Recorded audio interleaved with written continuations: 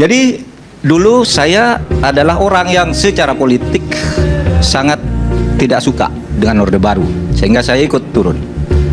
Tetapi sesudah lama begini, ya, alasan-alasan dulu menjatuhkan Pak Harto tuh KKN misalnya. Nah sekarang KKN lebih banyak loh dari zaman Pak Harto. Iya tuh, lebih banyak. Nggak bisa. Zaman reformasi itu lebih parah. Jadi vertikal horizontal KKN-nya udah pasti. Hutangnya lebih banyak. Indeks Gini rasio kita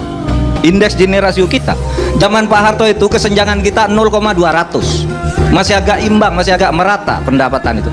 Sekarang ini per hari ini 0,435 sudah sangat di lampu merah itu. Iya, artinya begini, kalau kita dulu menjatuhkan Pak Harto oleh karena dia KKN, apa kita tidak merasa berdosa sekarang ini kepada Pak Harto? Sekarang KKN-nya lebih banyak.